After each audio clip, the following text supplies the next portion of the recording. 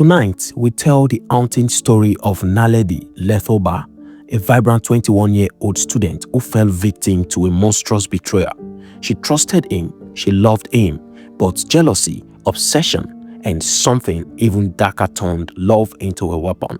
This is the real story behind the murder that left a family shattered and a nation horrified. It began like any other day in Welcome Free State on May 19, 2019. Naledi left her family home unaware.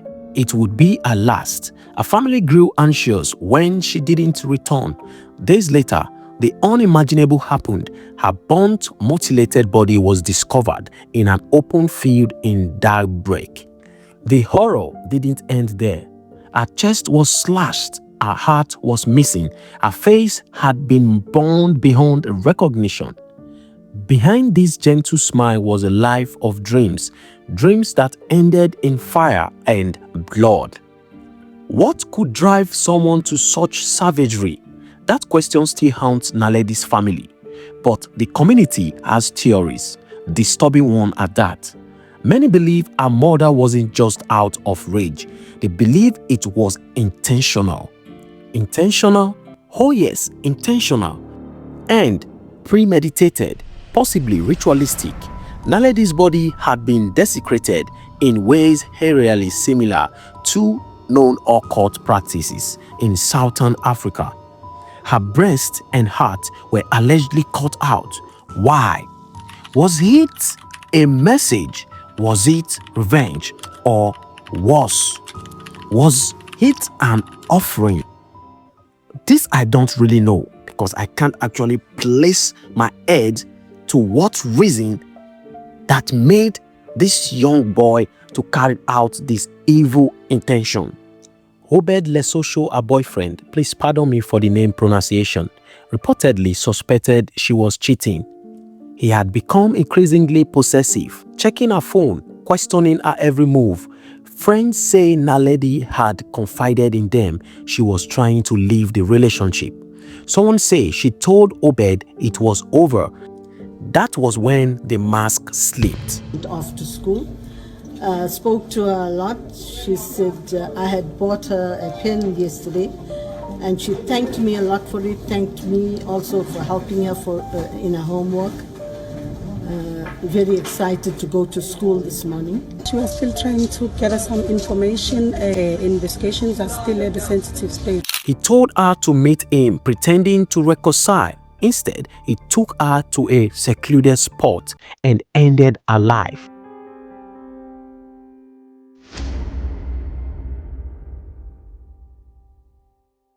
One of our colleagues did, and we are here at this point to honor and mourn the passing of that colleague.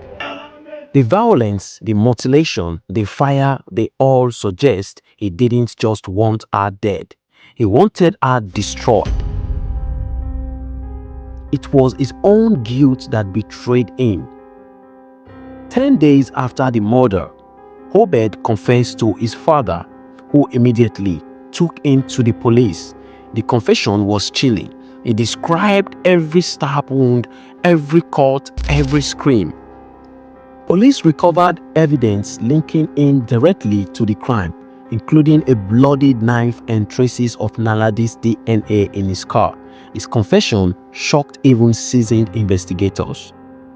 In May 2020, Obed Lesosho stood before a Free State court and pleaded guilty.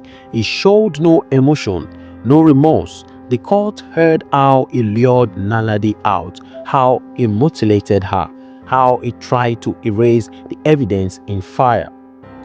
Obed was sentenced to 15 years behind bars.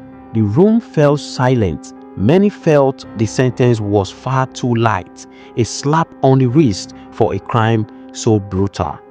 Legal experts criticized the plea deal. Naledi's family was devastated. Her dreams were buried and her killer got only 15 years. This is actually very sad. And I think the 15 years sentence is not enough. That is from my own opinion, honestly. And her father stood outside the courthouse trembling with rage and grief. He killed my daughter like an animal, he said. Her mother wept through a statement, barely able to speak. I still see her face when I sleep, she whispered. Naledi was our light, her aunt said. We never imagined the person who was supposed to love her would be the one to kill her. This is very, very sad. They begged for tougher laws, for stronger protection for women, but nothing can bring Naledi's back. Honestly, no matter their plead, no matter how they beg for tough protection for women, it's actually not going to bring the dead back. This was more than a murder. It was a message, a warning, a reminder of how easily love can become control and how control can become violence.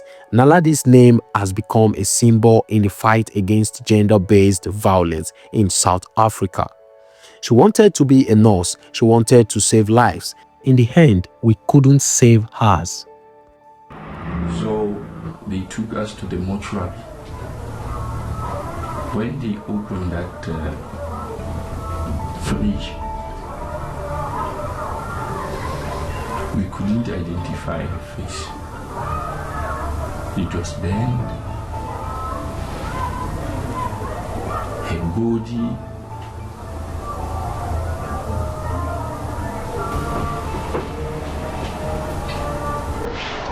was scattered, just like a cow maybe or something, because now she had no breast. Some of her meat was not on her. But we identified her by the hand.